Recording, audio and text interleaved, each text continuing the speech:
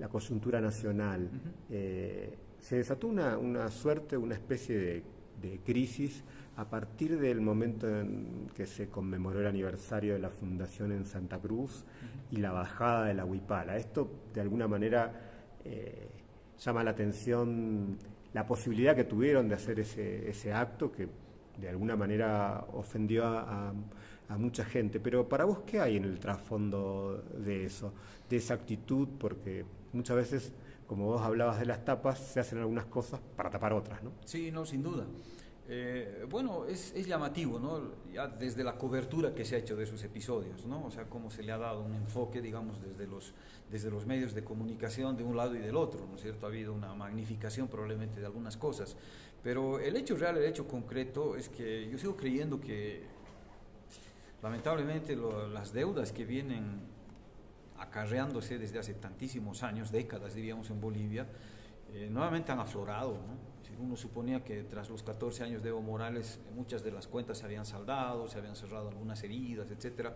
Todo este tema vinculado, por ejemplo, al racismo y todo eso, uno suponía que era un tema ya, no sé si superado, pero por lo menos que se habían dado grandes pasos para superarlo, ¿no? Para decir, bueno, admitamos que vivimos en un estado pluri, ¿no es cierto?, donde somos diferentes, donde tenemos que tolerarnos, tenemos que aceptar que otro piense diferente, que otro huela diferente, que otro tenga un color diferente, etcétera, etcétera.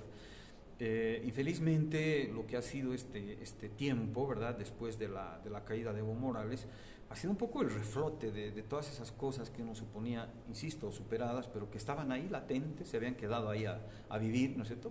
Yo sabía, no estoy yo en las redes sociales, la verdad, lo confieso, pero sabía por referencias, porque me contaban, porque alguna gente me lo decía, que por allí se destilaba todo el odio, todo el veneno vinculado al racismo, a la discriminación, todo este tipo de cosas, pero claro, era en ese ámbito, digamos, de las redes, que es una cuestión virtual, donde evidentemente no hay manifestaciones muy explícitas, pero claro, cuando pasó lo que pasó entre octubre y noviembre del año 19, todo eso que discurría por esa cloaca que yo considero que son las redes sociales, reventó la cloaca y salió nuevamente todo a flote, ¿no? Y durante esos 11 meses del gobierno de la señora Yanine Áñez, ¿no es cierto?, un gobierno, por cierto, absolutamente al margen de la ley, durante ese tiempo nuevamente se exacerbó todo eso, ¿no? Desde los ministros, Murillo, López, etcétera, se empezó a manifestar un desprecio terrible por el indígena, todo eso, ¿no?, los salvajes, todas estas cuestiones, todas esas manifestaciones que desgraciadamente hicieron que esa gente que se había replegado, diríamos,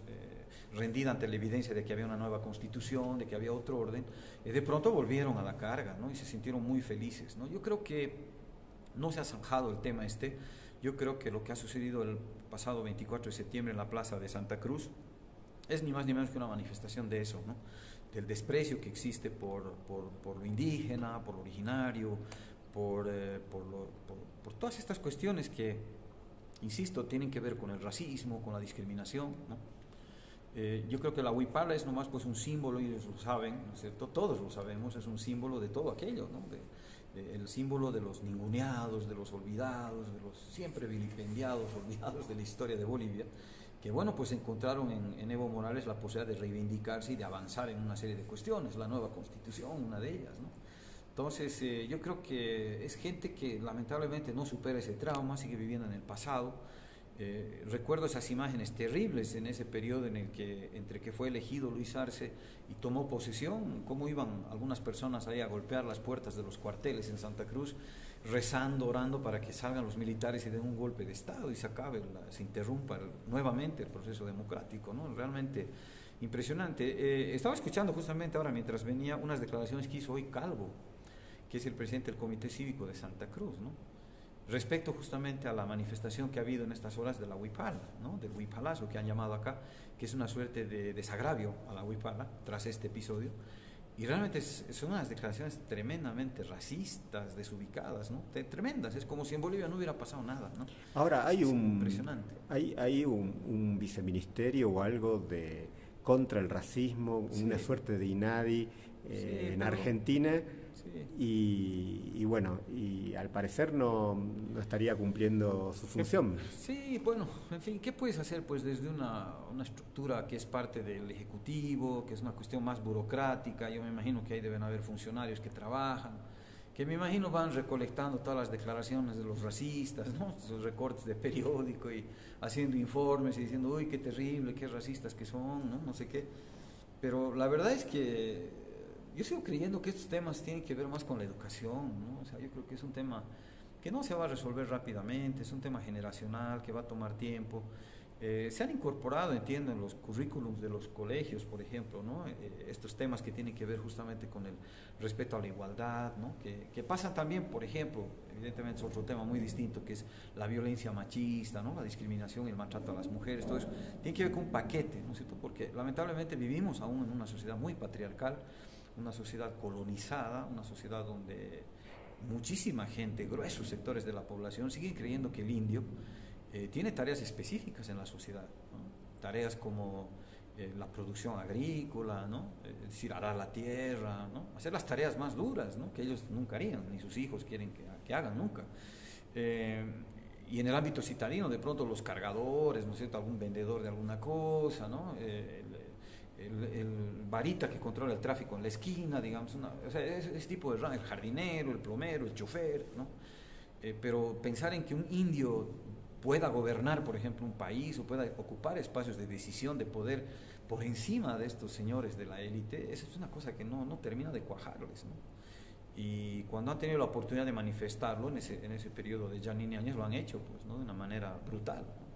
Entonces yo creo que en Santa Cruz lamentablemente ahí se ha concentrado mucho ese discurso, daría la impresión de que hoy Santa Cruz es el epicentro del odio racial, del desprecio hacia el campesino, siendo que Santa Cruz es producto justamente de un mestizaje, ¿no? Que sin los occidentales que fueron allá a trabajar y a levantar a Santa Cruz, seguramente hoy Santa Cruz no sería ni la sombra de lo que es.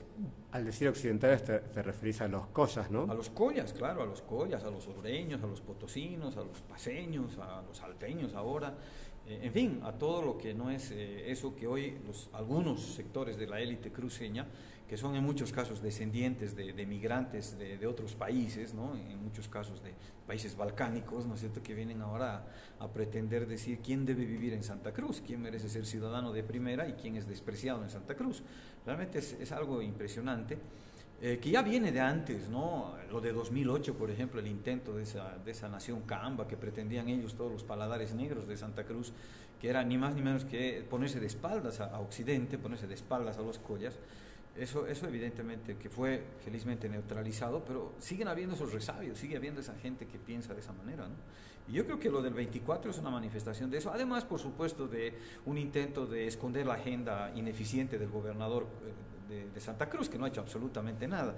Él había dicho que iba a generar 70.000 empleos en sus primeros 100 días, no sé si ha generado 100 empleos en todos los días que ya está, que son muchos más de 100, por cierto. Entonces, una ineficiencia absoluta en la administración de la gobernación, que trata de ser un poco tapada y eclipsada con estos actos de matonaje, de machismo, de decir, puta, que somos buenos los cruceños, ¿no es cierto? Pero, bueno, en fin, no sé si es eso lo que quiere la gente en Santa Cruz, ¿no? Si ese es el gobernador que quiere, que gobierne un tipo con ese tipo de agenda, ¿no es cierto? Que sea el matonaje y la persecución y el odio, ¿no? Eso, yo no sé si esa es la idea, ¿no?